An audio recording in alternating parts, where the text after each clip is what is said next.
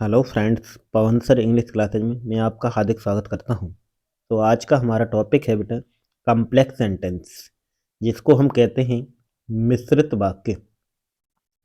तो देख लेते हैं कॉम्प्लेक्स सेंटेंस होते क्या हैं। मिश्रित वाक्य में एक मुख्य उपवाक्य होता है और एक या एक से अधिक आश्रित उपवाक्य होते हैं। इसके कंजक्शंस देखते हैं। फर्स्ट है बेटा डेट। डेट मान होता है बेटा के। सेकंड नंबर है विच। विच माने होता है बेटा जो या जो के निर्जीव के लिए आता है। अगला नंबर है बेटा हो। हो माने होता है बेटा जो या जो के सजीव के लिए आता है। अगला नंबर है हुज। हुज माने होता है जिसका, जिसकी, जिसके। आगे बेटा होम, जिसको। हो एवर, जो कोई सजीव के लिए होता है बेटा। आगे भिच एवर, जो कोई निर्जीव के लिए। भाट एवर, जो कुछ। बहन, जब, कब। भाई, क्यों या क्योंकि। सच, वही। एज, जो या जैसा। बिकॉज, क्योंकि। इफ, यदि कि। हाउ, जैसे, कैसे। भाट, क्या, जो। वेयर, कहाँ, जहाँ। एज सुन एज, ज्यों ही या जैसे ही। अनलेस, जब तक नहीं। सो डैट, ताकि। लेस्ट, कहीं ऐसा न हो कि। एज इफ, मानो कि।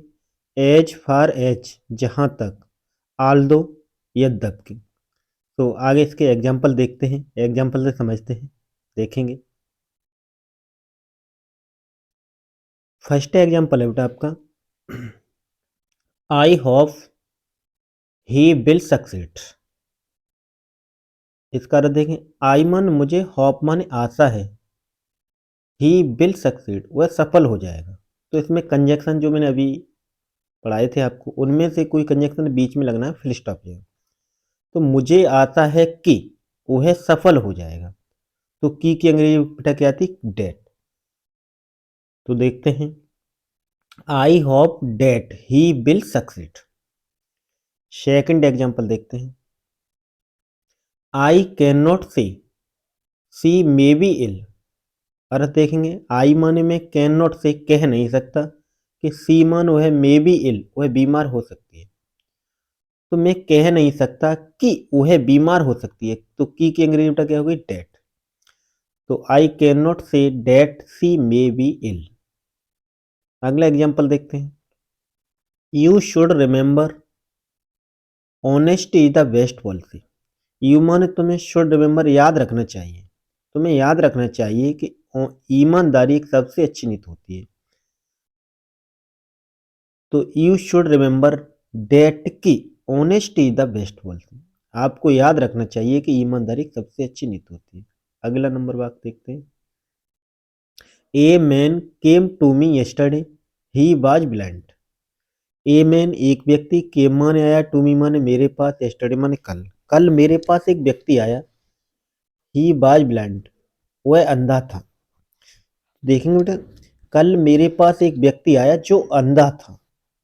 जो बेटा जो सजीव के लिए हम क्या कहते हैं, जो की अंग्रेजी हो। तो देखेंगे a man came to me yesterday who was blind. जब बेटा हम हु का प्रयोग करते हैं तो दूसरे वाक्य का जो सब्जेक्ट होता है उसको हटा देते हैं, उसके स्थान पर हु लगाते हैं। आगे देंगे। The shopkeeper opened the shop it was raining then. The shopkeeper माने दुकानदार ने, ओपनड माने खोली, द शॉप माने दुकान। दुकानदार ने दुकान को खोला। It was raining then. It was raining बारिश हो रही थी, देन मान तब बारिश हो रही थी। यदि बेटा वाक्य में देन दिया गया हो तो उस वाक्य में हम देन लगा देते हैं फिल स्टॉप की जगह पे बीच में। तो the shopkeeper opened the shop, दुकानदार ने दुकान को खोला। जब, पहन मान जब, इट वाज रेनिंग जब क्या हो रही थी बेटा, बारिश हो रही थी। अगला example, she is annoyed, I don't know the reason. She मान है, इज मान है, एनोइड मान नाराज, वह नाराज है। I don't know the reason, I मन में डोंट नो नहीं जानता, द रीजन माने कारण, मुझे कारण नहीं पता। यदि बेटा रीजन शब्द दिया गया हो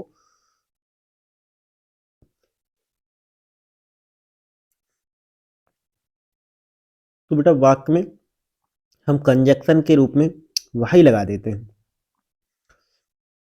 तो देखें, she is annoyed, I don't know the reason, तो ये वाक्य ऐसे तो नहीं बनना। जब वाक्य में कंजक्शन फिट नहीं हो रहा हो कोई भी, तो हम वाक्य पीछे वाले को आगे लिखते हैं और आगे वाले को बेटा पीछे लिखते हैं। तब देखो, देखो तो, I don't know the reason, मुझे कारण नहीं पता या मैं कारण नहीं जानता। भाई माने क्यों, सी इज एनवर्ड, वह क्यों नाराज। अगला number, C won the race, C ran first. सी मान वह, बोन मान जीत गई, द रेस रेस, वह रेस जीत गई। सी मान वह, रैन फर्स्ट, वह तेज दौड़ी। क्यों जीत गई बेटा, क्योंकि वह तेज दौड़ी। तो देखें, she won the race because she ran first, वह रेस जीत गई क्योंकि वह तेज दौड़े। आगे, he passed, he worked very hard. He मान वह, पास्ड माने पास हो गया। ही वर्कड वेरी हार्ड, उसने बहुत कठिन परिश्रम किया। उसने बहुत, यानी वह पास हो गया क्योंकि उसने बहुत कठिन परिश्रम किया। तो क्योंकि अंग्रेजी बेटा क्या है, बिकॉज। तो he passed because he worked very hard. This is the town she was born here. यदि बेटा किसी वाक्य में हेयर शब्द दिया गया हो तो उस वाक्य में हम हेयर लगा देते हैं। यह वही कस्बा है, सी वाज बोर्न हेयर, जहां वह पैदा हुई, यहाँ जब पैदा हुई। तो this is the town where माने जहां सी वाज बोर्न, जहां वह पैदा हुई। तो फ्रेंड्स, वीडियो पसंद आई हो तो इसे ज़्यादा से ज़्यादा लाइक और सब्सक्राइब करें ताकि आगे आने वाली वीडियो आपके पास समय पर पहुंच जाए। Thanks for watching.